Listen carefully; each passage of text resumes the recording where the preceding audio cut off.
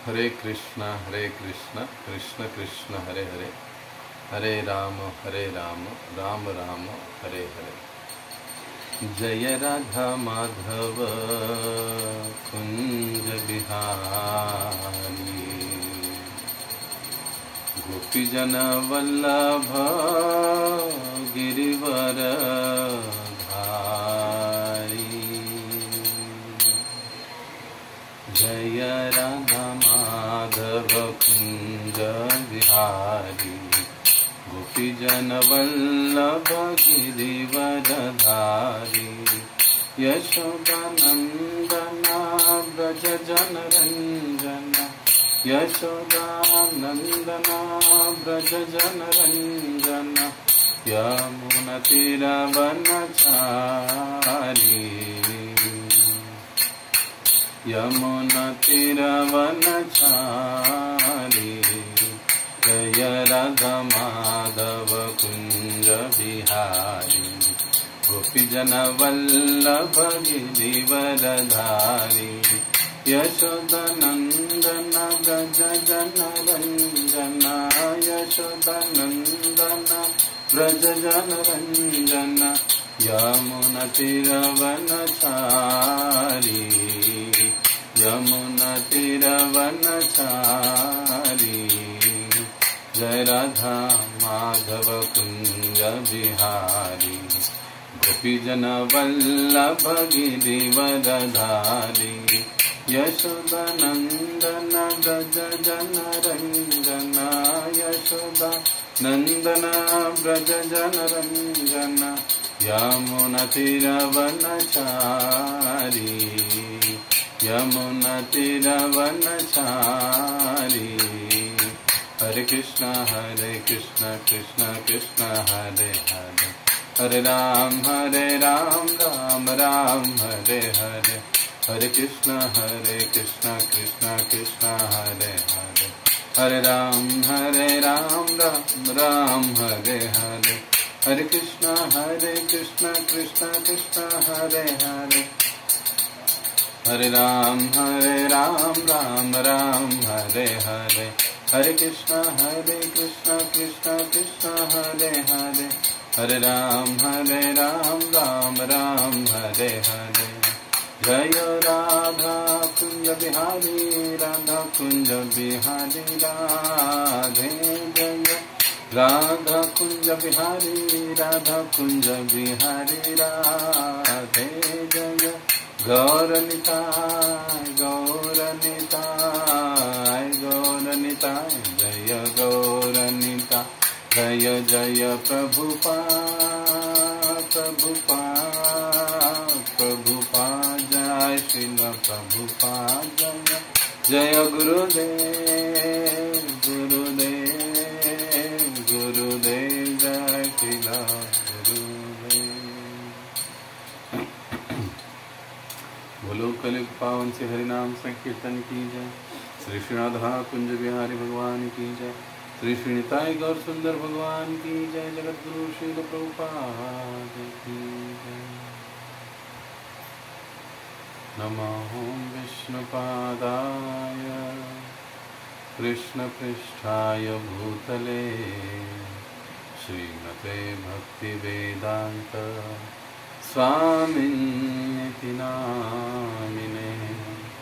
नमस्ते सरस्वते देवे गौरवाणी प्रचारिणे, विशेष शून्यवादी पाश्चात्य देशतारिणे।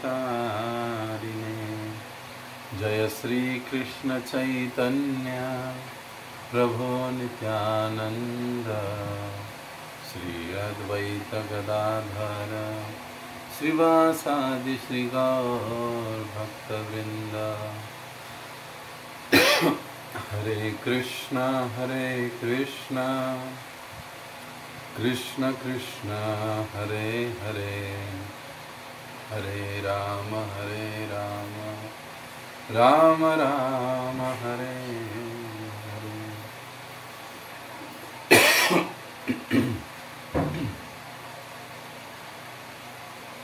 मूकं करोति वाचालं तमिदं वन्दे ते गिरिं यत्कृपातमहं वन्दे श्रीगुरो दीनताम्।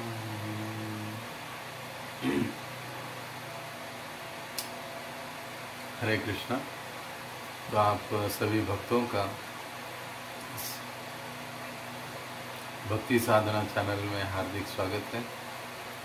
आज हम विशेष रूप से चर्चा करेंगे कि दीक्षा, गुरु आश्रय क्या होता है।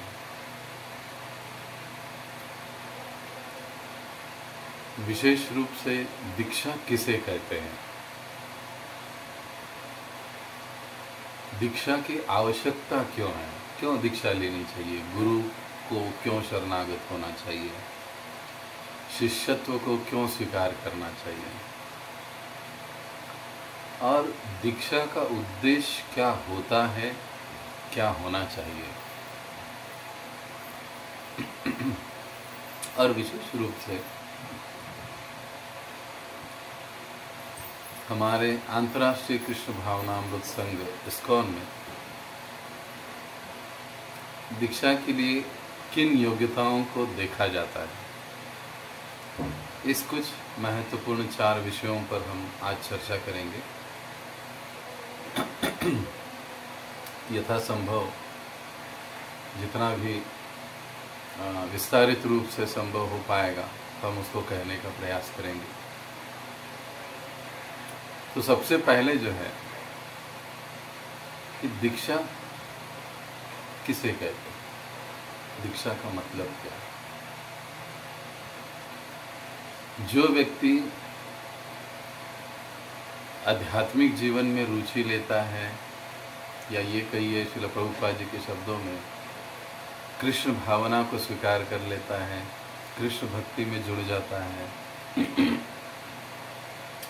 यानी भक्तों के संग में आता है, कथा सुनता है, कीर्तन करता है, हरे कृष्ण महामंत्र का जप करता है, आहिस्ता आहिस्ता 4 नियमों का पालन करना भी आरंभ कर देता है।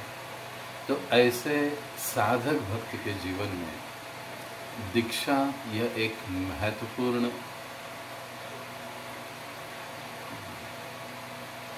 विधि है, हम ये कह सकते हैं। यह एक महत्वपूर्ण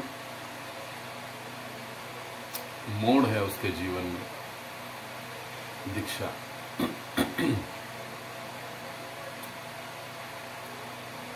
क्योंकि सारे शास्त्र जैसे हमको समझाते हैं कि गुरु को शरणागत हुए बिना, दीक्षित हुए बिना, एक प्रामाणिक और प्रमाणित गुरु का शिष्यत्व स्वीकार किए बिना हम धाम की प्राप्ति नहीं कर सकते। आध्यात्मिक जीवन में हम लोग और भी जलद गति से प्रगति नहीं कर सकते। हमारे हर आध्यात्मिक क्रियाकलापों को गुरु का आशीर्वाद होना, श्री गुरु की सम्मति होना, श्री गुरु का कृपा होना, ये एक अनिवार्य बात होती है। इसलिए साधक भक्त के जीवन में दीक्षा यह एक महत्वपूर्ण भक्ति का अंग है, और इसके लिए हमें बहुत गंभीरता से प्रयास करना चाहिए। हमारे परंपरा के जो षड गोस्वामी हैं, षड गोस्वामियों में से जो एक है श्रीपाद जीव गोस्वामी, अपने भक्ति संदर्भ नामक एक ग्रंथ में कहते हैं दीक्षा के संबंध में कि दिव्य ज्ञानम यतो दद्यात् कुर्यात पापस्य संक्षयम। तो क्या कहते हैं? दिव्य ज्ञानम यतो दद्यात् कुर्यात पापस्य संक्षयम तस्मात् दीक्षेति सा प्रोक्ता। तस्मात् दीक्षेति सा प्रोक्ता देशी कैस्तत्व को विदई। देशी कैस्तत्व को विदई। विदई का मतलब होता है जाना जाता है या जानना। विद का मतलब होता है दिव्य ज्ञानम यतो दद्यात्। दीक्षा वह विधि है जिससे मनुष्य अपने दिव्य ज्ञान को जागृत कर सकता है। हमारा दिव्य ज्ञान क्या है? हम कौन है? भगवान कौन है? हमारा भगवान के साथ क्या संबंध है? और जो वर्तमान समय में हम भगवान के साथ हमारे संबंध को भूल चुके हैं, उसे कैसे हम पुनः स्थापित कर सकते हैं? इसको समझना, इन 4 प्रश्नों का समझावट हमारा दिव्य ज्ञान है। इस ज्ञान को दीक्षा के जरिए या माध्यम से जागृत कर सकता है एक साधक। दूसरी चीज, कुर्यात पापस्य संचयम, और जो उसके पाप का कर्म से जो उसके पाप उत्पन्न हुए हैं, व्यक्ति इस भौतिक जगत में जब आता है तब पाप कर्म करता है, पुण्य कर्म करता है, तो उसके पाप कर्मों से जो पाप उत्पन्न होते हैं, पापों के फल उत्पन्न होते हैं, उन फलों को दीक्षा के माध्यम से समाप्त किया जा सकता है। उसको समाप्त किया जा सकता है। हमारे जितने अनंत जीवन में जो भी हमने पाप कर्म किए हैं, जिसका हमें फल भुगतना पड़ता है वर्तमान जीवन में, आने वाले जीवन में, या हो सकता है हमने निश्चित रूप से पिछले जन्म में भी उन कर्मों के फलों को भोगा है, अलग अलग कर्मों के फलों को। कुछ तुरंत भोगने पड़ते हैं, कुछ समय के बाद भोगने पड़ते हैं, कुछ जन्मों के बाद कर्मों के फल भोगने पड़ते हैं। तो ये सारे जो फल है पाप कर्मों से उत्पन्न हमारे हुए, इन कर्मों के फलों को समाप्त किया जा सकता है दीक्षा की विधि से। देखिए, इससे हम समझ सकते हैं कि कितनी महत्वपूर्ण ये विधि है। इसको हमें बिल्कुल लाइटली या सहजता से नहीं लेना चाहिए। शास्त्रों के अध्ययन में तस्मात् दीक्षेति सा प्रोक्ता, तस्मात्, इस तरह, दीक्षेति सा प्रोक्ता, इस तरह शास्त्रों के अध्ययन में दक्ष व्यक्ति इस विधि को दीक्षा के नाम से जाना जाता है। किस विधि को? गुरु जब शिष्य को स्वीकार करते हैं, यज्ञ किया जाता है, यज्ञ के सामने गुरु होते हैं, शिष्य होते हैं, अनेक वैष्णव आसपास में बैठे होते हैं, और जब गुरु उन्हें स्वीकारते हैं शिष्य के रूप में, उन्हें जपमाला देते हैं, कंठीमाला धारण करवाते हैं, अग्नि के समक्ष साधक भी कुछ वचन देता है, लेता है। ये जो सारा विधि है दीक्षा का, ये विधि, इसे दीक्षा कहा जाता है। इस प्रकार से जीव गोस्वामी पादम को दीक्षा का अर्थ समझा। अब अन्य कई जगह पर श्रील प्रभुपाद जी अपने तात्पर्यों में कहते हैं कि दीक्षा का मतलब है गुरु अपने शिष्य को दिव्य ज्ञान से युक्त कर देता है, दिव्य ज्ञान की दीक्षा देता है, जिससे जो शिष्य होता है, साधक होता है, सारे भौतिक कल्मशों से, दुखों से शनै शनै मुक्त होते जाता है। इसे दीक्षा कहा जाता है। दीक्षा का मतलब होता है जो गुरु होते हैं उस साधक को, अपने शिष्य को, जो एक भगवान श्री कृष्ण से चली आ रही परंपरा है, गुरु शिष्य परंपरा, उस परंपरा में उसे जोड़ देते हैं। तो इस विधि को, इस जोड़ने के विधि को दीक्षा कहा जाता है। जब दीक्षा होता है किसी का, तो गुरु हमको परंपरा से जोड़ देते हैं, दिव्य ज्ञान से हमें प्रेरित कर देते हैं, युक्त कर देते हैं, या दीक्षा देते हैं दिव्य ज्ञान से। हम अपने सारे पाप कर्म के फलों को समाप्त कर सकते हैं दीक्षा से। तो ये दीक्षा का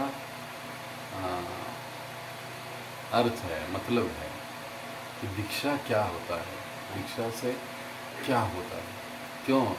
अब हम जो चर्चा करेंगे आगे कि क्यों दीक्षा की आवश्यकता होती है। क्या बगैर दीक्षा लिए हम भगवान को प्राप्त नहीं कर सकते? क्या बगैर दीक्षा लिए, बगैर गुरु किए, बगैर गुरु के शरणागत हुए हम आध्यात्मिक प्रगति नहीं कर सकते? हम आत्म साक्षात्कार की ओर नहीं बढ़ सकते? कई बार लोगों के मन में ये सारे प्रश्न होते हैं और लोगों की अनेक गलत गलत धारणाएं इन विषयों पर होती हैं। लेकिन देखिए, ये समझना बहुत ज़रूरी है कि हमें दीक्षा की आवश्यकता क्यों है। पहला कारण हमको आचार्यगण समझाते हैं कि प्रामाणिक और प्रमाणित संप्रदाय से आने वाले गुरु के द्वारा जब दीक्षा होती है तब हमारा भगवान श्री कृष्ण के साथ साक्षात संबंध स्थापित हो जाता है। अब हम सीधे भगवान से जुड़ जाते हैं, अर्थात गुरु के माध्यम से ही, लेकिन हमारा जो भगवान कृष्ण के साथ वास्तविक संबंध है वो स्थापित हो जाता है। और वैसे हमारा वास्तविक संबंध क्या है भगवान से? जीवेर स्वरूप है कृष्णेर नित्यदास। हमारा स्वरूप है कि हम भगवान श्री कृष्ण के सेवक हैं। ये जो हमारा संबंध है भगवान के साथ, हर समय, हर स्थिति में, हर परिस्थिति में वो स्थापित हो जाता है। अब बस उसे आगे ले जाने की आवश्यकता पड़ती है। जिस दिन दीक्षा हो जाता है उसी दिन से भगवान श्री कृष्ण के साथ गुरु उस शिष्य का संबंध स्थापित कर देते हैं। और जो शिष्य होता है वो गुरु से युक्त हो जाता है। गुरु की आज्ञा का पालन करना, गुरु की सेवा करना, गुरु की इच्छाओं को जानकर अपना जीवन यापन करना, इसके लिए वो कटिबद्ध हो जाता है। इसे दीक्षा कहा जाता है। और इसके लिए दीक्षा की आवश्यकता होती है। गुरु से प्रमाणिक रहे बिना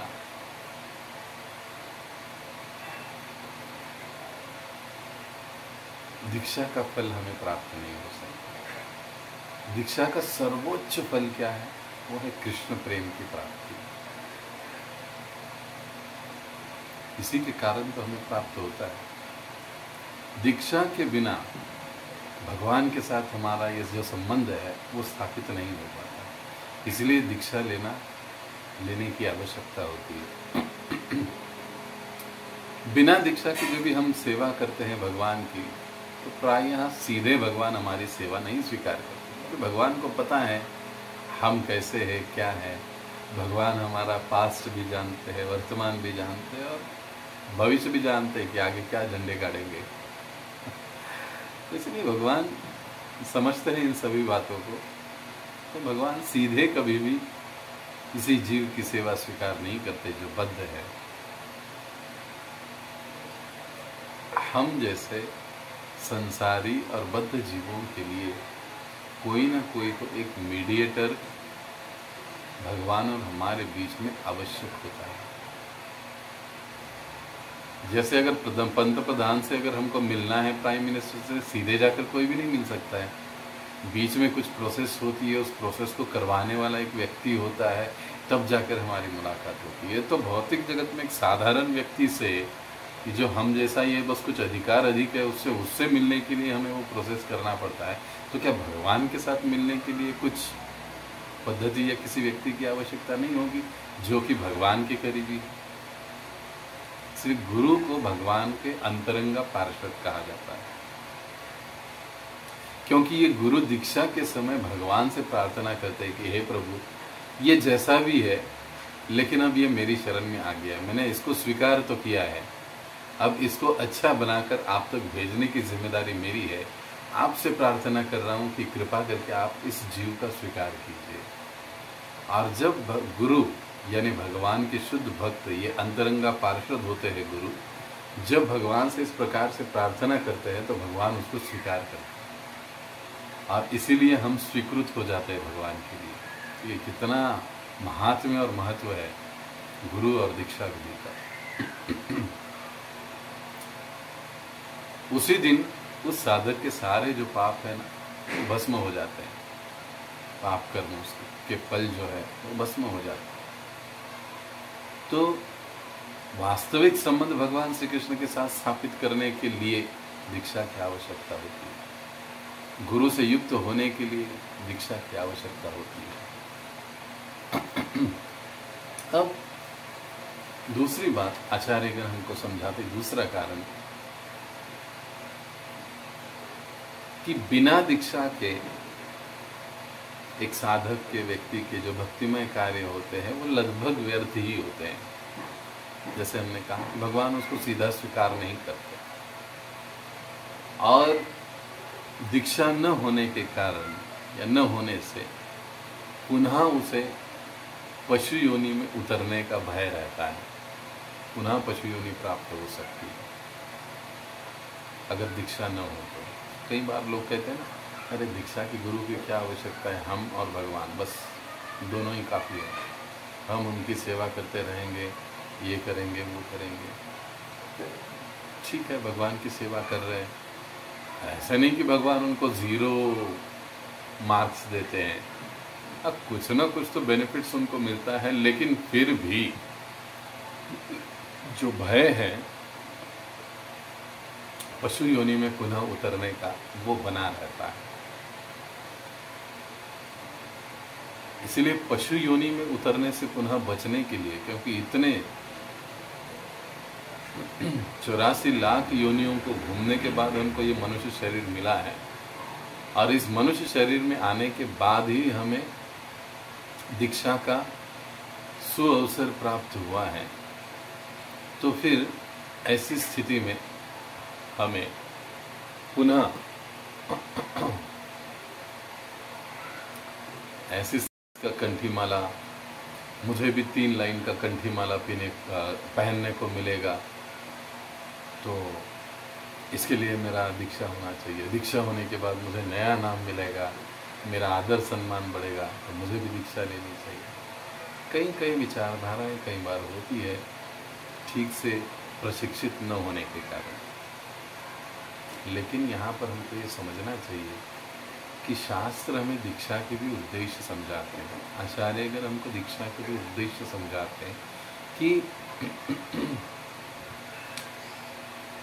दीक्षा का उद्देश्य क्या होना चाहिए, क्या होता है।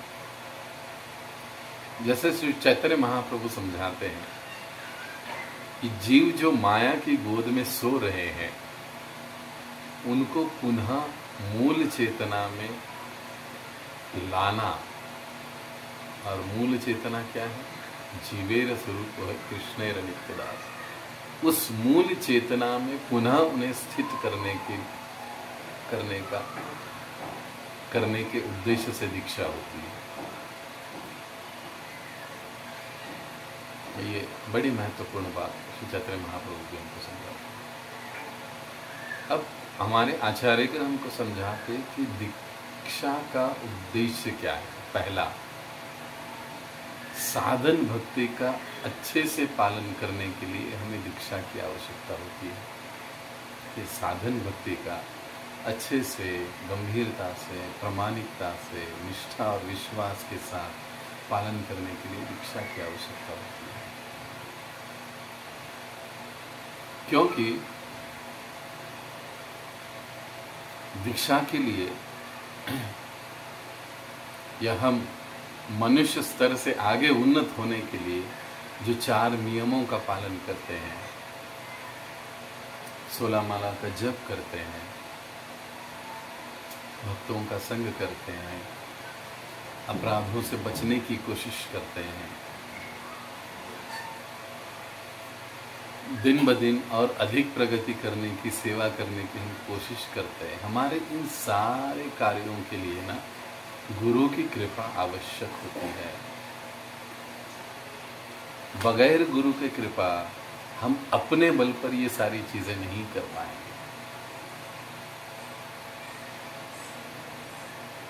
इसलिए भक्ति विनोद ठाकुर भी कहते हैं एकाकी आमार नाही पाय बल। अरे हम बड़े ही दीनहीन हैं, मुझमें कोई बल कोई शक्ति नहीं है। आपकी कृपा के बिना, आपके आशीर्वाद के बिना इन सारी चीज़ों का पालन करना संभव नहीं है। इसलिए यह एक महत्वपूर्ण उद्देश्य होता है कि हमारी साधन भक्ति का अच्छे से पालन करने के लिए हमें दीक्षा लेनी चाहिए। ये दीक्षा का उद्देश्य होना चाहिए। पहला बताया गया। देखिए, साधन भक्ति का हम साधक किसे कहते हैं? जो साधन भक्ति का पालन करते हैं वो साधक है। हम सभी साधक हैं। अब साधन भक्ति का निष्कर्ष क्या है या उद्देश्य क्या है? कि सतत हम भगवान का स्मरण करने के स्तर तक उन्नत हो जाए। सतत भगवान का स्मरण करने के स्तर तक हम उन्नत हो जाए। ये एक साधन भक्ति का मुख्य उद्देश्य है या सार है। अब भगवान का स्मरण हम लोग भी रोज करते हैं, लेकिन विशेष रूप से भक्ति सिद्धांत सरस्वती ठाकुर हमको समझाते हैं कि जो स्मरण है वो दो पद्धति से होता है। एक होता है नियमित स्मरण और दूसरा होता है सतत स्मरण। साधन भक्ति के अंतर्गत हम लोग आज वर्तमान समय में हम जो करते हैं वो नियमित स्मरण। हर रोज सुबह उठते हैं, हमारे निर्धारित समय पर हम 16 मालाओं का जप करते हैं। ये साधक के लिए अनिवार्य बात है। तो हम ये नियमित रूप से भक्तों का संग करते हैं। हफ्ते में एक दिन मंदिर में जाते हैं या 2 दिन मंदिर में जाते हैं, सेवा करते हैं किसी विशेष दिन में। तो ये हमारी जो क्रियाएं आध्यात्मिक है वो नियमित रूप से चलती रहती, नियमित समय समय के अंतराल से। आज सवेरे 2 घंटा जप होता है, अब कल सवेरे 2 घंटा जप होगा। हो सकता है आज शाम को मैंने भगवद गीता सुनी, कल शाम को भगवद गीता आधे घंटे के लिए सुनूंगा। तो एक नियमित समय के अंतराल में हमारी ये जो आध्यात्मिक कार्यकलाप है अपने आत्मिक उन्नति के लिए चलते रहते हैं। इसे कहा जाता है नियमित स्मरण। ऐसे नियमित स्मरण अच्छे से करते रहने से हम सतत स्मरण करने के स्तर पर पहुंच जाते हैं। क्या होता है? हम सतत स्मरण करने के स्तर पर पहुंच जाते हैं। सतत स्मरण का मतलब क्या है? अब ये दूसरा प्रकार है स्मरण। नियमित एक और दूसरा सतत। सतत मतलब हर क्षण, एक क्षण भी ऐसा नहीं कि हम भगवान को भूले। देखिए, सुबह 16 माला जप होने के पश्चात दिन में कितनी बार भगवान की याद आती है? हम लोग अपना ही परीक्षण कर रहे हैं। लेकिन सतत स्मरण यानी ये ऐसी स्थिति है साधक की कि जिसमें उसे 24 घंटे हर क्षण भगवान का स्मरण होता है, लीलाओं का स्मरण होता है, भगवान के साथ उसका आदान प्रदान चलते रहता है जारी। तो हमारे जो नियमित स्मरण जो हम लोग कर रहे हैं साधन भक्ति के स्तर में, उसका उद्देश्य ये कि हम सतत स्मरण के स्तर पर पहुंचे। जिसका नियमित स्मरण का विधि गंभीर और प्रामाणिक है वो जल्द ही सतत स्मरण के स्तर पर पहुंचेगा। इसलिए दीक्षा के पहले और बाद में दोनों समय में ये हमारा जो नियमित स्मरण है, यानी निर्धारित समय पर सुबह ब्रह्म मुहूर्त में 16 मालाओं का जप करना और समय समय पर कथा को सुनना, भक्तों का संग करना, कीर्तन करना, सेवाओं में भाग लेना, भक्तों के संग में आना, ये जितना अच्छे से होगा, प्रामाणिकता से होगा, उतना ही जल्द हम लोग सतत स्मरण के स्तर पर आएंगे।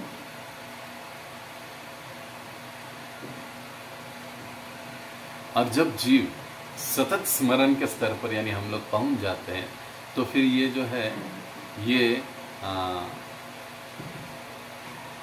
साधक का लक्षण नहीं होता है, वो एक शुद्ध भक्त या मुक्त का लक्षण होता है। क्योंकि साधक, हम जैसे साधक भक्त सतत स्मरण नहीं कर सकते। अभी हम प्रैक्टिस कर रहे हैं नियमित स्मरण के द्वारा,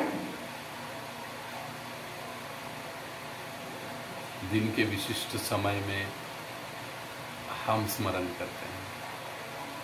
तो ये हमारा प्रैक्टिस चल रहा है सतत स्मरण के लिए। इसलिए महत्वपूर्ण है कि साधन भक्ति का इस तरह अच्छे से पालन करने के उद्देश्य से दीक्षा लेनी चाहिए। अब दूसरा कारण आचार्यगण बताते कि श्री गुरु का सानिध्य प्राप्त करने के उद्देश्य से दीक्षा लेनी। गुरु का सानिध्य मतलब हर बार गुरु के बाजू में जाकर बैठे, ऐसे नहीं। चाहे वाणी रूप से सानिध्य हो, चाहे वपु रूप से सानिध्य हो। अब जैसे हमने पिछली बार गुरु पादाश्रय सत्रों में चर्चा करते हुए इसको देखा है कि वपु सेवा गुरु की और वाणी सेवा, इन दोनों में से वाणी सेवा श्रेष्ठ है।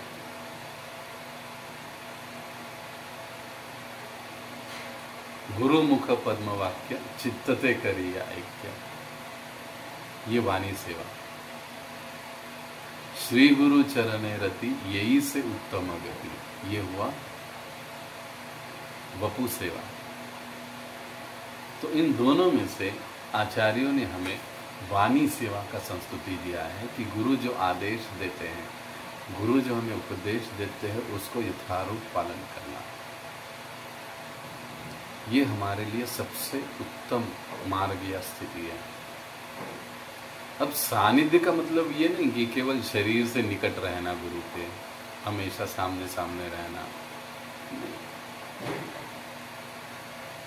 कई बार ऐसे होता है कि नव साधकों में गुरु की सानिध्यता, निकटता या वपु सेवा में जो तीव्रता दिखाई देती है, वो तीव्रता वाणी सेवा के लिए नहीं दिखाई देती, जो कि बड़ा ही खतरनाक है। ये ठीक नहीं है। शास्त्र आचार्यगण हमें इस प्रकार की भावना के लिए मना ही करते हैं, बल्कि एक साधक का यही भाव होना चाहिए कि मेरे गुरु के जो आदेश है, इच्छा है, उपदेश है, उसकी मैं निरंतर रूप से सेवा करते रहूं या उसको पालन करते रहूं। क्योंकि गुरु वाणी और गुरु में कोई भेद नहीं है। इसलिए प्रभुपाद जी अक्सर कहा करते थे कि ऐसा एक समय भी नहीं कि मैं अपने गुरु से अलग हुआ हूँ, मैं अपने गुरु से अलग हुआ हूँ, ऐसा एक भी क्षण या समय मेरे जीवन में बीता नहीं। भक्ति सिद्धांत सरस्वती ठाकुर जी के बारे में श्री प्रभुपाद जी कहा, उनके इस धरातल को छोड़ जाने के उपरांत भी श्री प्रभुपाद जी कहा करते थे, क्योंकि वो वाणी सेवा से इतने बंधे हुए थे। भक्ति सिद्धांत सरस्वती जी का जो इच्छा था कि पाश्चात्य जगत में जाकर आप इस भागवत धर्म का प्रचार करो, इस उनके वाणी उपदेश से वो इतने जुड़े हुए थे कि उनको कभी ऐसे महसूस ही नहीं होता कि उनके गुरु उनके पास। ये वास्तविक वाणी सेवा। चलो प्रभुपाद जी वाणी सेवा के जीते जागते उदाहरण। हमारे परम गुरु अगर ये उदाहरण प्रस्तुत कर रहे हैं तो हमें निश्चित रूप से उनका अनुसरण करना चाहिए, उनकी ओर अधिक ध्यान देना चाहिए। तो ये हुआ दूसरा कारण, गुरु का सानिध्य प्राप्त करने के उद्देश्य से हमें दीक्षा लेनी चाहिए, और सानिध्य में भी विशेष रूप से वाणी सेवा करें। अब तीसरा जो उद्देश्य है दीक्षा का, वो ये है, आचार्यगण हमको समझाते हैं कि भगवान को अपने हृदय में धारण करने के लिए, भगवान को अपने हृदय में धारण करने के लिए हमें दीक्षा लेना चाहिए। ऐसे भगवान कहीं पर हृदय में आकर किसी के भी विराजमान नहीं होते हैं। अब ये कैसे समझे हम इस बात को, इस चीज को? देखिए, भगवान श्री कृष्ण जो है वसुदेव के मन के द्वारा देवकी के हृदय में स्थानांतरित होते हैं। श्रीमद् भागवत के 10वें स्कंद में इसका विस्तारित वर्णन है, आप पढ़ भी सकते हो भक्त लोग। सीधे भगवान किसी के हृदय में नहीं आते हैं, भक्त के माध्यम से वो पहुंचते हैं, भक्तों के माध्यम से वो पहुंचते हैं, हृदय में प्रकट होते हैं। और क्योंकि भगवान देवकी के हृदय में प्रकट हुए, वहां पर श्रील प्रभुपाद जी लिखते हैं देवकी की सुंदरता और बढ़ गई। देवकी अत्यंतिक तेजवान, तेजस्वी और सुंदर दिखाई देने लगी। अब प्रश्न ये आता है कि भगवान हृदय में कब प्रकट होते हैं, कब आते हैं? जब तक किसी साधक भक्त का हृदय सारे अनर्थों से मुक्त नहीं हो जाता, स्वच्छ नहीं हो जाता, तब तक भगवान हृदय में किसी साधक के प्रकट नहीं होते। पूरी 100% स्वच्छता अनर्थों से हृदय की जब होते हैं, तब भगवान हृदय में प्रकट होते हैं।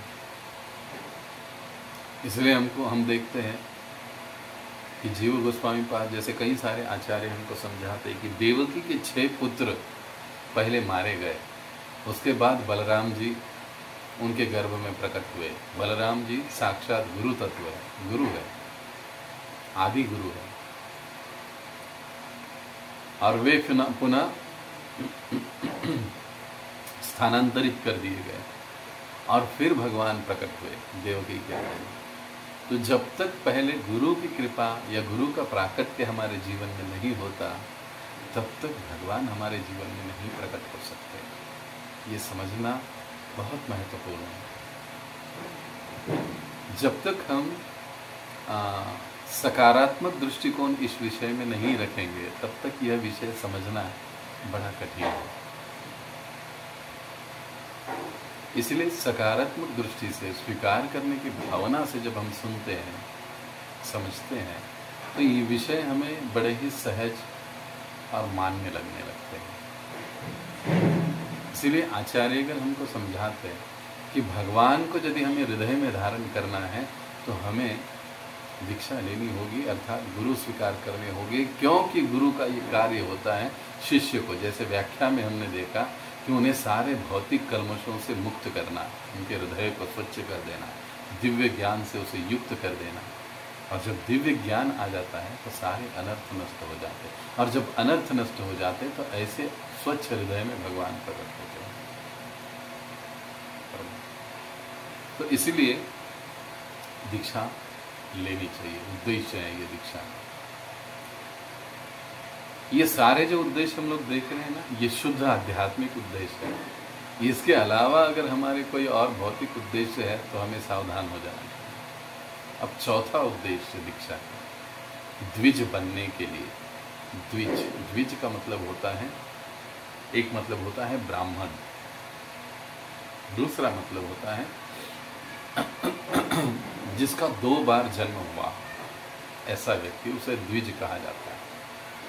हर व्यक्ति का पहला जन्म अपने माता पिता के या माता के उदर से होता है, और दूसरा जन्म जब उसका दीक्षा होता है गुरु से, तब उसका दूसरा जन्म होता है। जब हमें मनुष्य जन्म यदि मिला है तो मनुष्य जन्म में हमें द्विज होना चाहिए। एकज जो है वो पशु होते हैं, उनका एक ही बार जन्म होता है। एकमात्र मनुष्य ऐसा जीव या प्राणी है कि वो 2 बार जन्म ले सकता है, एक बार अपनी माता के गर्भ से और दूसरी बार अपने गुरु से दीक्षित होकर। तो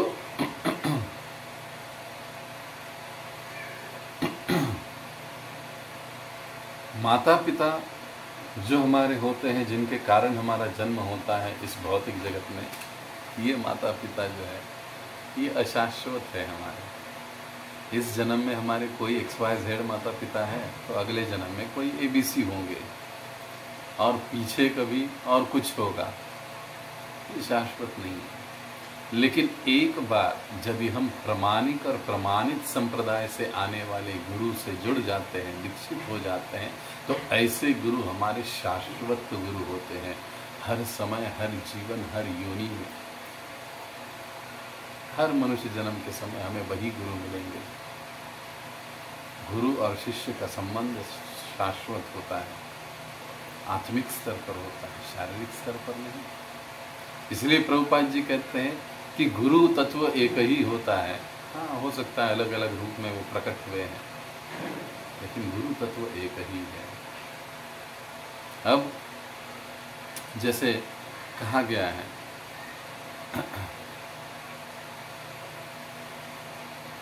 शास्त्र समझा कि द्विज हुए बिना, यानी दूसरा जन्म हुए बिना भगवान की दिव्यता को और भक्तों की दिव्यता को, उनके संग की दिव्यता को, भगवान की लीलाओं की दिव्यता को, भगवान के कर्मों की दिव्यताओं को, भगवान के जो शुद्ध भक्त हैं उनके कार्यों की दिव्यताओं को हम नहीं समझ सकते। इसलिए द्विज बनने के उद्देश्य से हमें दीक्षा ग्रहण करनी चाहिए। भले ही कोई ब्राह्मण कुल में क्यों न जन्मा हो। कई बार लोग कहते हैं अरे हमारा जन्म तो ब्राह्मण कुल में हुआ है, हमें दीक्षित होने की क्या आवश्यकता है। किसी भी भागवतम हमको समझाता है कि कलौ शूद्र संभवा, कलयुग में सभी शूद्र हैं। इस तरह से ऊपर उठने के लिए हमें दीक्षित होने की आवश्यकता है। ब्राह्मण ही क्यों ना हो, वे भी जब तक दीक्षित नहीं होता है या दीक्षित नहीं होते हैं, वह हरिनाम की साधना पूजा परिपूर्ण रीति से नहीं कर सकता। तो इतना महत्वपूर्ण है उद्देश्य द्विज बनना। तो हर साधक का, व्यक्ति का ये उद्देश्य होना चाहिए कि मुझे भी द्विज बनना है। अब पांचवा उद्देश्य, क्यों दीक्षा लेनी चाहिए। हमारे जीवन में आध्यात्मिक परिवर्तन के लिए हमें दीक्षा लेनी चाहिए, आध्यात्मिक परिवर्तन के लिए। कई बार हम देखते हैं इस भौतिक जगत में बड़े बड़े साधु होते हैं, कथाएं होती है, बाद में दीक्षाएं होती है, लेकिन लोगों के जीवन में कोई परिवर्तन नहीं आता। उनका जीवन जैसे कि तैसे चल जाता है। सिर्फ दीवार पर एक फोटो लग जाता है, हाँ हम अमका डमका के शिष्य हैं, बड़े गुरु हैं, हम भी उनके बड़े शिष्य हैं, जब भी जाते हैं नज़दीक में हम लोग उनसे मिलते हैं वगैरह वगैरह, बस इतना हो जाता है। बाकी आंतरिक रूप से कोई बदलाव, कोई परिवर्तन उनमें दिखाई नहीं देता। आप अपने, हम लोग अगर इर्द गिर्द देखेंगे ये सारी चीज़ें हमको दिखाई देती हैं। हम किसी पर टीका नहीं कर रहे, लेकिन एक भक्त को, एक साधक को वास्तविकता पहचानने इतना,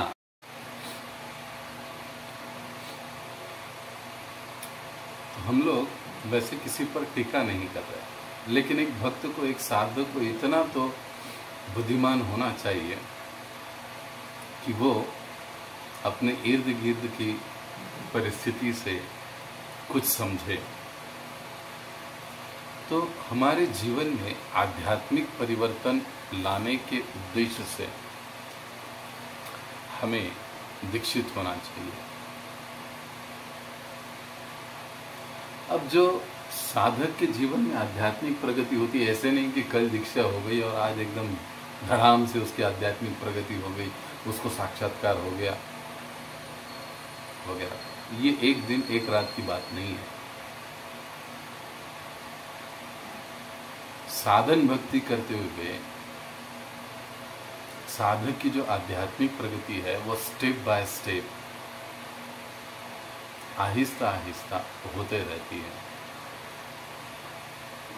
ऐसे एक झटके में, एक दिन में, 2 महीने में, 4 महीने में, ऐसे नहीं, step by step, Aahista Aahista ये जो प्रक्रिया है आध्यात्मिक प्रगति की वो चलती रहती है। अब ये प्रक्रिया कैसे चलती है? जो हमारे अनर्थ होते हैं, जितने गंभीरता से हम अपनी साधन भक्ति करते हैं, नियमों का पालन करते हैं, 16 माला जप करते हैं, भक्तों का संग करते हैं, अपराधों से मुक्त रहते हैं, उतनी मात्रा में हमारे सारे अनर्थ आहिस्ता आहिस्ता नष्ट होने लगते हैं, काम, क्रोध, लोभ, मद, मोह आदि आदि। कृष्ण भक्ति में आगे बढ़ने के लिए जो भी हमारे बाधक गुण हैं वो सारे आहिस्ता आहिस्ता कम होने लगते हैं। जो हमारी बुरी आदतें हैं वो कम होने लगती हैं।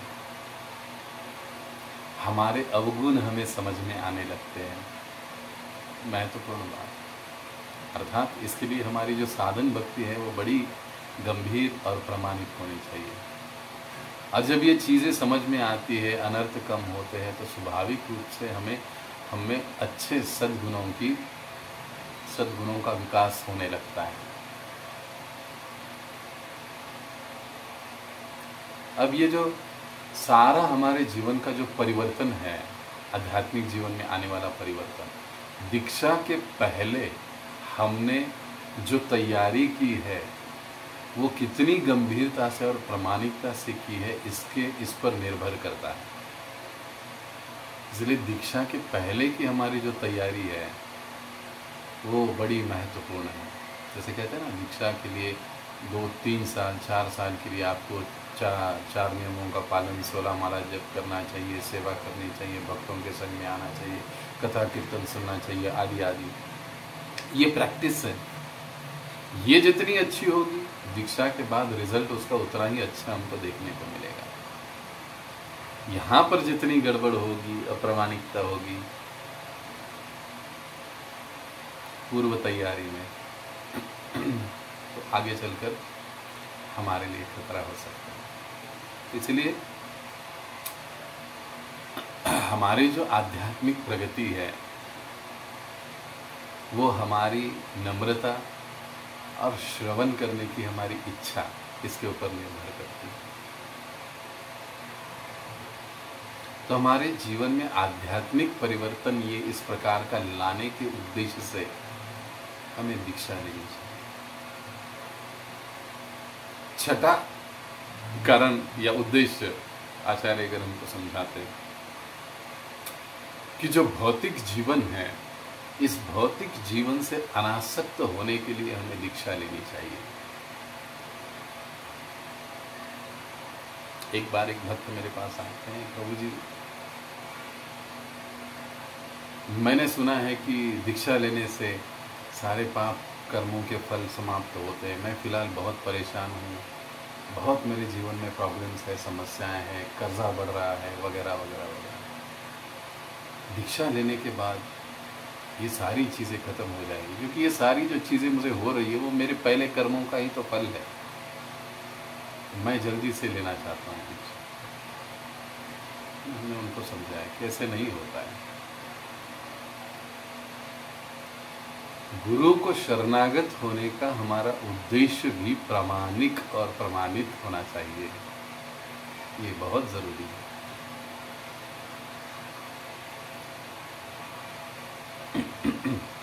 तो जो हमारा भौतिक जीवन है उससे अनासक्त होने के उद्देश्य से हमें दीक्षा लेनी चाहिए। अब देखिए, भौतिक जीवन से अनासक्त होना और भगवान से आसक्त होना उसी समय, ये बेहद जरूरी है। दीक्षा के पश्चात जो शिष्य का जीवन होता है, देखा जाए तो वो गुरु का जीवन होता है। प्रत्यक्ष रूप से गुरु के मार्गदर्शन में या फिर गुरु के जो प्रतिनिधि है, जैसे हम जानते हैं कि हमारे इस्कॉन में काउंसलिंग सिस्टम, काउंसलर सिस्टम चलता है। ये काउंसलर्स जो होते हैं वो गुरु के प्रतिनिधि होते हैं। उनके मार्गदर्शन में जो शिष्य होता है, जो साधक होता है, आहिस्ता आहिस्ता अपनी भौतिक आसक्तियों को त्यागना आरंभ कर देता है। और जितनी मात्रा में वो त्यागते जाता है, उतनी मात्रा में जो कृष्ण भावना उसके हृदय में सुप्त रूप में है वो जागृत होते जाती है।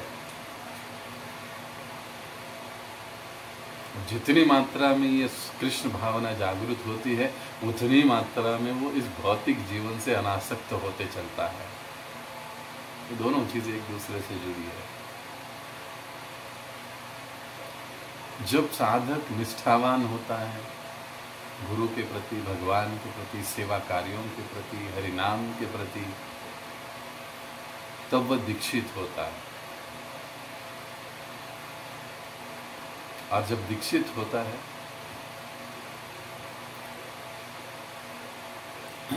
तो वो क्षण क्षण उन्नति करता है।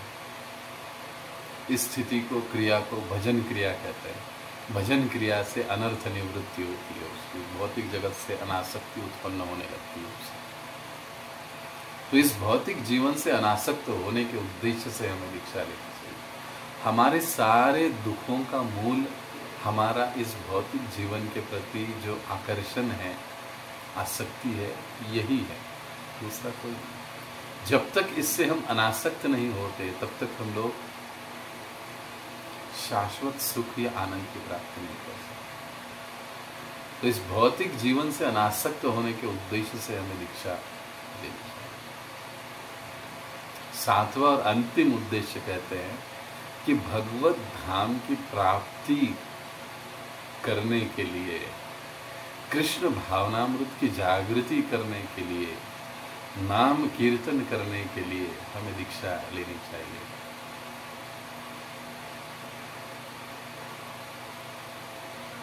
अब जो हरे कृष्ण जप है वो दीक्षा पर निर्भर नहीं है।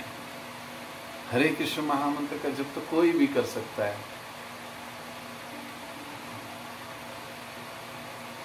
ऐसा नहीं कि दीक्षा के बाद ही तुमको हरे कृष्ण महामंत्र का जप मिलेगा, इससे पहले मिलेगा नहीं। हरे कृष्ण महामंत्र का जप तो कोई भी करता है। हरिनाम का आश्रय कोई भी ले सकता है। वहां पर किसी योग्यता की बात नहीं है, अयोग्यता की या योग्यता की बात नहीं है। परंतु जो दीक्षित होता है वो और निष्ठा से, प्रेम से, गंभीरता से हरिनाम लेने लगता है, अपने भक्तिमय सेवा में जुड़ता है और शीघ्रता से प्रगति करता है। इसलिए दीक्षा का जो हमारा उद्देश्य है वो यही होने चाहिए। इसके अलावा अगर किसी और भौतिक उद्देश्य से हम दीक्षा ले रहे हैं तो हम ये धोखाधड़ी कर रहे हैं, ये हमको समझना चाहिए। और ऐसी धोखाधड़ी से फिर हम आध्यात्मिक लाभों की प्राप्ति नहीं कर सकते। मुख्य लाभ है कृष्ण प्रेम, कृष्ण भक्ति, ये हम प्राप्त नहीं करते। इसलिए इन उद्देश्यों को भी ध्यान में रखना दीक्षा के समय ये बहुत जरूरी है। अपनी चेतना को इन उद्देश्यों के अनुसार रखना जरूरी है। अब जो वर्तमान स्थिति में हमारे इस्कॉन संस्था में काउंसलिंग सिस्टम, काउंसलर सिस्टम है, काउंसलिंग सिस्टम है, उसके अंतर्गत एक साधक को क्या योग्यताएं विकसित करनी पड़ती है दीक्षा के लिए, उस पर हम चर्चा करेंगे। कि देखिए, इसमें हो सकता है कई बार योग्यताओं में कम अधिकता हो सकती है।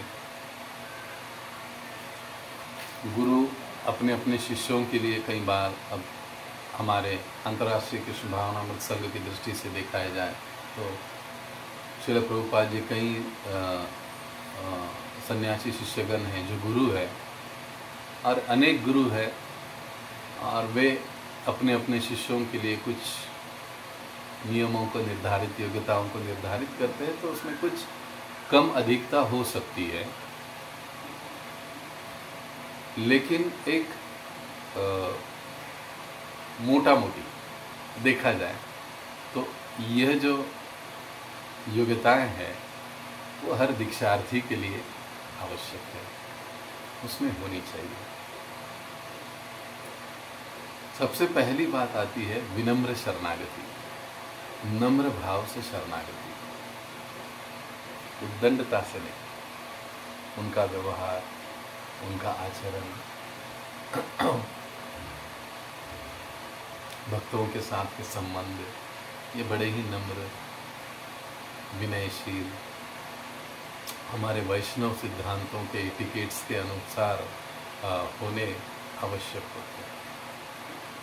तो ये विनम्र शरणागति की जो बात है, गुरु के प्रति, भगवान के प्रति, गुरु के जो प्रतिनिधि हैं उनके प्रति, और हमारा जो आंदोलन है हरे कृष्ण आंदोलन, संकीर्तन आंदोलन, इस संकीर्तन आंदोलन या सीधे रूप में हमारे इस्कॉन संस्था के प्रति उस साधक का, व्यक्ति का एक विनम्र शरणागति होना चाहिए। इन चीज़ों को देखा जाता है कैसे है गुरु के प्रति, भगवान के प्रति शरणागति, और कुछ प्रश्नों को पूछकर आदि चर्चा से, आदान प्रदान से हम उस भक्त की इन योग्यताओं को हम जांच लेते, समझ लेते। दूसरा है जिज्ञासु वृत्ति उसमें होनी चाहिए। अब जिज्ञासा किसके लिए होनी चाहिए? आध्यात्मिक विषयों के प्रति उसकी जिज्ञासा होनी चाहिए। एक साधक को, एक भक्त को हमेशा ज्ञान ग्रहण करने के लिए तैयार रहना चाहिए, नम्र भाव में होना चाहिए, उसे हमेशा शिष्य के भाव में ही रहना चाहिए। एक शिष्य को हमेशा शिष्य के भाव में ही रहना चाहिए। कई बार होता है कि जब हम थोड़े से ऊंचे पद पर जाते हैं या थोड़ा कुछ बड़ा पद पर जाते हैं, थोड़े बड़े हो जाते हैं आध्यात्मिक जीवन में, बड़े का मतलब है थोड़ा समय ज़्यादा चला जाता है, बीत जाता है, तो हम अनावश्यक रूप से अपने आप को बहुत बड़े और मानने लग जाते हैं। बल्कि एक जो भक्त होता है, एक जो शिष्य होता है, वो सदैव शिष्य के भाव में ही रहना चाहिए, तब उसकी प्रगति बहुत अच्छे से होती है। वरिष्ठ भक्त हो, शिक्षा गुरु, दीक्षा गुरु, इसके सामने शिष्य को अपने ज्ञान का बढ़ाई नहीं मारनी चाहिए, अपने ज्ञान का प्रदर्शन नहीं करना चाहिए। इसलिए एक वैष्णव एटिकेट है, जब हमसे वरिष्ठ उपस्थित हो हमारे साथ, तो हमें सुनने की स्थिति में आना चाहिए, न कि सुनाने की। अगर वो कुछ कहते हैं कि आप कुछ कहो तो ठीक बात है सेवा की दृष्टि से, अगर नहीं तो हमें उनसे जो कुछ भी वो कहते हैं, भले एक ही वाक्य क्यों ना हो सकता है आप 2 घंटे 4 घंटे उनके साथ रहे, लेकिन उन 4 घंटों में उन्होंने कुछ कहा नहीं, केवल 1 आध 2 वाक्य कहे, बस उतना ही आपने सुना, वही आपके लिए पर्याप्त है। तो उनके सामने हमें अपने ज्ञान का प्रदर्शन ऐसे नहीं करना चाहिए। ये एटिकेट्स नहीं है, वैष्णव एटिकेट्स नहीं। अब तीसरी योग्यता क्या है? विनम्र रूप से सेवा। अब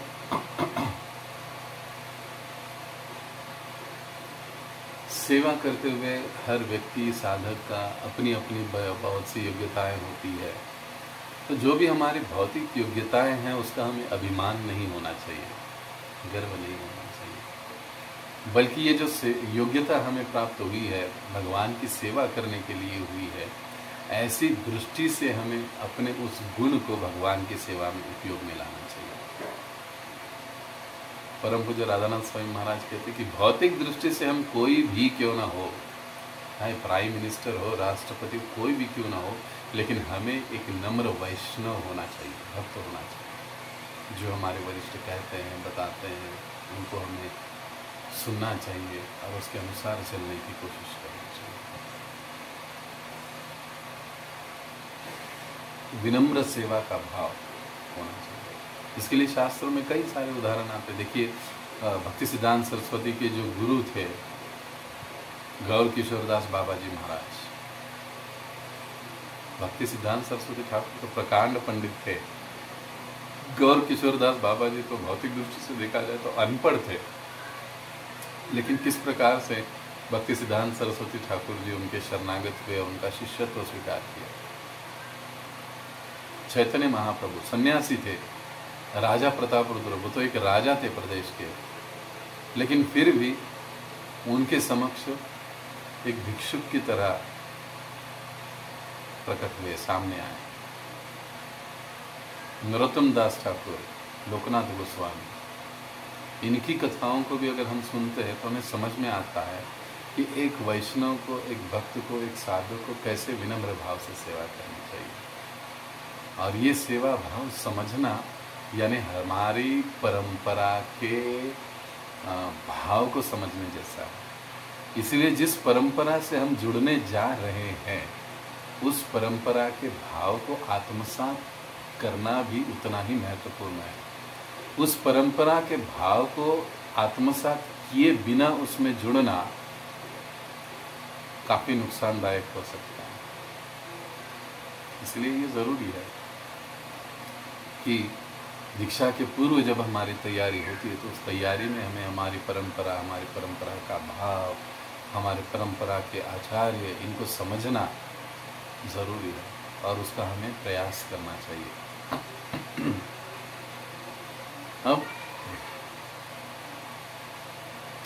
चौथी जो योग्यता है, दिव्य विषयों को श्रवण करने की उसकी इच्छा होनी चाहिए।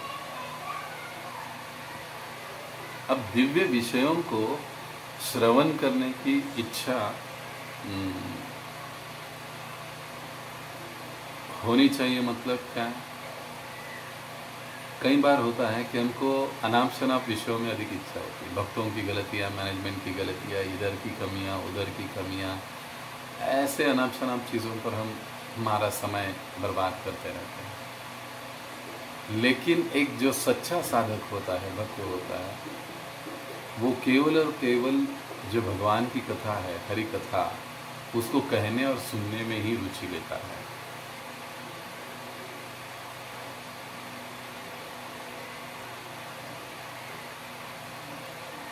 हमें अक्सर ऐसे दिव्य विषयों को सुनने के लिए तत्पर होना चाहिए, सुनाने के लिए। जिस स्थान पर ऐसी कुछ अनाप शनाप बातें चल रही है, ऐसे स्थान पर हमें रुकना नहीं चाहिए, ठहरना नहीं चाहिए, क्योंकि वहाँ से तुरंत निकल जाना चाहिए। अगर हम समर्थ है तो ऐसे विषयों को हमें कृष्ण कथा की ओर मोड़ देना चाहिए। अगर नहीं कर सकते हैं तो फिर उस स्थान को हमें छोड़ना चाहिए। एक अच्छे साधक का लक्षण है, गंभीर साधक का लक्षण है।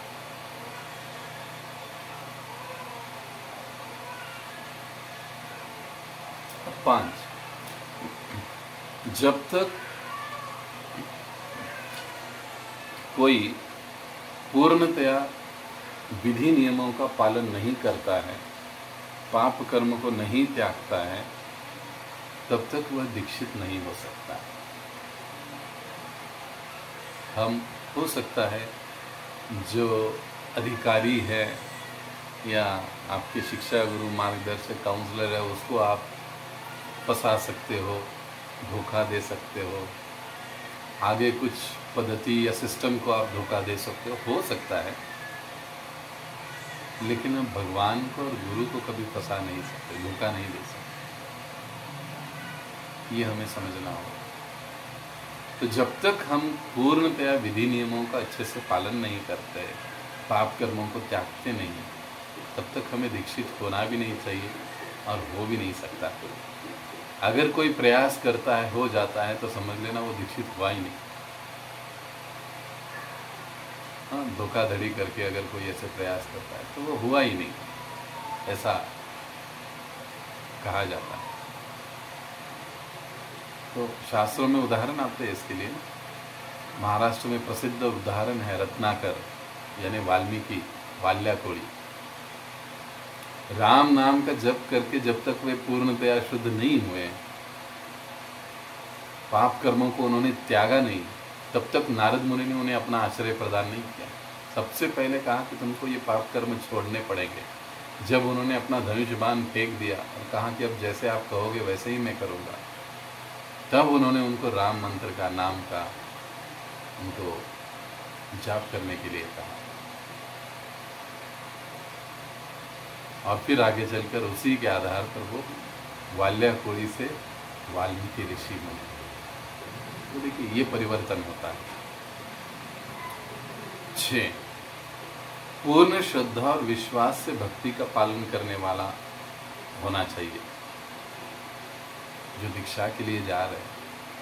वो पूर्ण श्रद्धा और विश्वास के साथ भक्ति का पालन करने वाला, यानी उसका पूरा विश्वास होना चाहिए।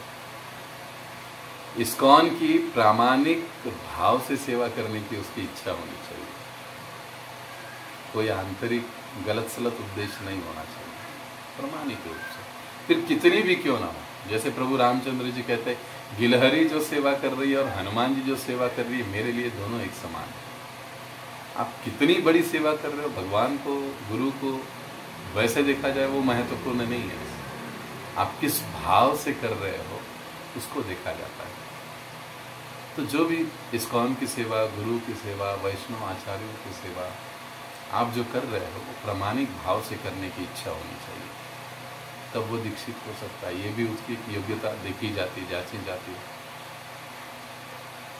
जो भी हमारे इस्कॉन के अंतर्गत जो सत्संग कार्यक्रम चलते हैं, या आपके शिक्षा गुरु, हमारे शिक्षा गुरु के अंतर्गत, काउंसलर के अंतर्गत जो कार्यक्रम चलते हैं, उस प्रचार कार्यक्रम में हमको सक्रिय रूप से भाग लेना चाहिए, कोई ना कोई सेवा हमें वहाँ पर देनी चाहिए। 8 गुरु और आचार्यों में हमें दृढ़ विश्वास होना चाहिए, हमारे वर्तमान आचार्य, हमारे पूर्ववर्ती आचार्य, इसमें उनको पूर्ण विश्वास होना चाहिए। 9 योग्यताओं में 9वीं योग्यता कि भौतिक भोग में अरुचि होनी चाहिए और परम सत्य में रुचि होनी चाहिए उसको। 10 जब तक कोई व्यक्ति दृढ़ता से गुरु से संबंधित नहीं होता है, तब तक उसे गुरु की कृपा का अनुभव नहीं हो सकता। ये हमारे श्रीमान राधेश्याम प्रभु जी कहते हैं कि अपने शिक्षा गुरु के आज्ञा का पालन करना, ये एक तरह से प्रैक्टिस है अपने गुरु की आज्ञा पालन की। इसीलिए जो साधक भक्त अपने शिक्षा गुरु की आज्ञाओं का पालन अच्छे से करते हैं, वो गुरु आज्ञा का पालन करने में भी समर्थ हो जाते हैं, क्योंकि उनका प्रैक्टिस पहले अच्छा हो। कोई कहेगा नहीं, इनकी ज़रूरत नहीं, उनकी ज़रूरत नहीं, मैं डायरेक्टली अपने गुरु की आज्ञा का पालन करूँगा, नहीं। इस चेतना से, इस भावना से हमें बचना चाहिए हमेशा। अब जो 11वीं बात है, बड़ी महत्वपूर्ण है। ये विशेष रूप से हम जैसे काउंसलर भक्तों के लिए है, मैनेजमेंट की सेवा करने वाले भक्तों के लिए है कि श्रीमान राधेश्याम प्रभु कहते हैं कि किसी को ज्ञान न होते हुए दीक्षा के लिए रिकमेंड करना, गुरु या भगवान पर दृढ़ विश्वास न होते हुए दीक्षा के लिए उन्हें आगे भेजना, रिकमेंड करना, एक भयानक अपराध है। इससे गुरु को भी कष्ट भोगना पड़ता है अगर वो शिष्य ठीक से नहीं करेगा पालन तो, और साथ ही साथ जो शिक्षा गुरु यानी काउंसलर है, उनको भी उन लोगों के ऐसे गलत सलत कर्मों का 50% कर्म का फल लेना पड़ता है।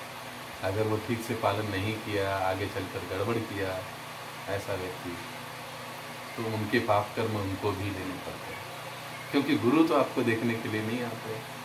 हम जैसे भक्त जब रिकमेंड करते हैं आप लोगों को या साधकों को, भक्तों को, गुरु हम पर विश्वास रखते हैं, उसके जिम्मेदार हम भी हैं। तो हमें इसमें बहुत ही सजग और सावधान होना चाहिए।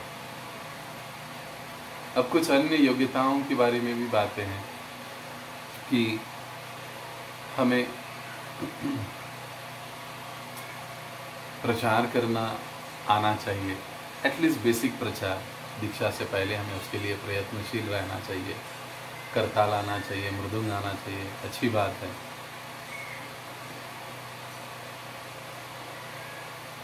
गुरु आचार्यों में हमें पूर्णतया विश्वास होना चाहिए, और उसके बाद हमारे जीबीसी के नियमों के अनुसार गवर्नर बॉडी कमीशन जो पूरे इस्कॉन को संचालित करता है, उनके अनुसार हर नए आने वाले भक्त या साधक को जो कृष्ण भावना को स्वीकार कर रहा है, 1 साल तक उसे श्रील प्रभुपाद जी के प्रणति मंत्र पर जाप करना चाहिए। यानी प्रणीति मंत्र श्रील प्रभुपाद जी का बोलकर हरे कृष्ण महामंत्र के जप को आरंभ करना चाहिए 1 साल। और जब 1 साल के बाद जब वो साधक आगे चलकर गुरु निश्चित कर लेता है कि हाँ मुझे इन गुरु की शरणागत लेनी है, इनसे दीक्षित होना है, उसके पश्चात फिर वो उनके काउंसलर या शिक्षा गुरु के सम्मति से गुरु प्रणीति मंत्र ले सकता है। उस पर कोई 6 महीना 1 साल के लिए जप करना उसको अनिवार्य होता है। अब प्रभुपाद प्रणीति, गुरु प्रणीति, उसके पश्चात हरे कृष्ण महामंत्र, इस प्रकार से उसे जप करना होता है। अब 16 माला का जप 2 साल तक बिना टूटे होना चाहिए। ऐसा नहीं किसी दिन पिछले सप्ताह में मेरे 2 माला रह गए, 4 माला रह गए वगैरह वगैरह, ऐसा नहीं होना चाहिए। बिना टूटे अखंड रूप से 2 साल तक 16 माला होनी चाहिए। नियमों का पालन भी उसी तरीके से होना चाहिए, बिना टूटे।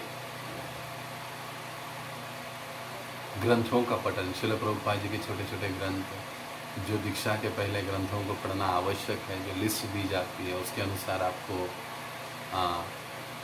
श्रील प्रभुपाद जी के ग्रंथों का पठन करना चाहिए। अब जो शिक्षित नहीं है उनके लिए इसका ज़रूरी नहीं है, लेकिन उनके श्रवण को ज़्यादा महत्व दिया जाता है कि उन्होंने क्या सुना है, कैसे सुना है, पालन क्या करते हैं प्रैक्टिकली अपने जीवन में, इसके ऊपर ज़्यादा ध्यान दिया जाता है। और एटलीस्ट भगवत गीता दीक्षा के पहले 2 बार तो पढ़कर होनी चाहिए। पढ़े लिखे अच्छे से अगर व्यक्ति है तो भगवत गीता के कम से कम 25 श्लोक उसको याद होने चाहिए। और जो पढ़ाई लिखाई नहीं जानते हैं उनको 0, कोई नहीं होगा तो भी चलेगा, आता है तो बहुत अच्छी बात है। जो मंदिर में समय समय पर संडे फेस्टिवल्स होते हैं, सत्संग प्रोग्राम होते हैं, सेवा होते हैं, उसमें उस भक्त का सहयोग होना ज़रूरी है। सहयोग इन द सेंस पार्टिसिपेंट होना ज़रूरी है, सेवा के लिए सहयोग होना ज़रूरी है। फिर सेवा किसी भी रूप से हो सकती है, तन मन धन के द्वारा, उसका सक्रिय सहभाग उसमें होना चाहिए। काउंसलिंग मीटिंग में उसका अटेंडेंस 80% से अधिक होना चाहिए। ये कुछ चीज़ें हैं, बातें हैं जो पूना में पालन की जाती है, देखी जाती है। और जो सिलेबस है काउंसलिंग मीटिंग का, उस सिलेबस के अनुसार उसका प्रशिक्षण पूरा हुआ होना चाहिए। काउंसलिंग मीटिंग का अपना एक सिलेबस होता है, उस सिलेबस के अनुसार उसका प्रशिक्षण पूरा हुआ होना चाहिए। ऐसी स्थिति में ये जब सारी चीज़ें उसके पास है, योग्यताएं हैं, तो ऐसे भक्त गुरु कृपा को प्राप्त कर सकते हैं, दीक्षित हो सकते हैं। देखिए एक महत्वपूर्ण बात है यहाँ पर समझने के लिए, क्या ये जो दीक्षा है ना, ये कृपा है, ये मिलती है, उसको हम छीना झपटी करके ले नहीं सकते। जब ऐसी स्थिति में लिया जाता है या ऐसे भाव से लिया जाता है तो वो फलित नहीं होता है। इसलिए हमको ये हमेशा ध्यान में रखना चाहिए कि दीक्षा यह कृपा है और वो हमें मिलती है। जब मिलनी है तब मिलनी है। ऐसे नहीं कि अब मैंने सारे नियमों का पालन कर लिया, सारी योग्यताएं मुझ में हैं, अब मुझे दीक्षा मिलनी ही चाहिए, नहीं। हो सकता है गुरु या आपको अधिकारी आपको कहे कि अभी आपको और 1 साल रुकना पड़ेगा, तो आपको विनम्र भाव से उससे स्वीकार करते हुए अपनी सेवाओं को जारी रखते हुए आगे चलने की कोशिश करनी चाहिए। आरोप प्रत्यारोप, छीना झपटी, ये एक वैष्णव या भक्त का लक्षण नहीं है। कि चैतन्य चरितामृत में सुंदर कथा आती है इसके संबंध में। 10,000 साल लगेंगे तुम्हें मेरी प्राप्ति के लिए, फिर भी वे भक्त आनंदित हो जाते हैं, कहते हैं कि मुझे शाश्वती है, इसके बाद मुझे भगवान की प्राप्ति मिले। ये भक्त का भाव होता है।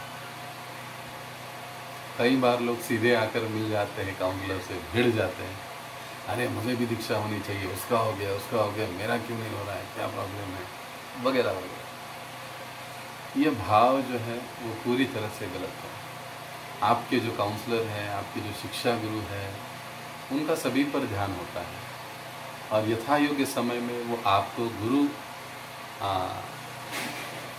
आश्रित होने के लिए ज़रूर रिकमेंड करेंगे। आपका ये विश्वास उनके प्रति होना चाहिए, और यही आपका विश्वास, आपकी श्रद्धा, आपके आध्यात्मिक जीवन की नींव है। आगे की प्रगति आपकी इसी आपके भाव पर, चेतना पर निर्भर करती है। तो इस प्रकार से ये कुछ मोटा मोटी दीक्षा के बारे में हमने चर्चा की। हर साधक को इसमें से इसका विचार करना चाहिए और इसके अनुसार अपने आप को प्रशिक्षित करने का प्रयास करना चाहिए। तो हम यहाँ पर रुकेंगे। बहुत बहुत धन्यवाद। हरे कृष्ण। जगत गुरु श्रील प्रभुपाद की जय। अनंत कोटि वैष्णव वृंद की जय। निताय गौर प्रेमानंदे। हरि हरि बोल।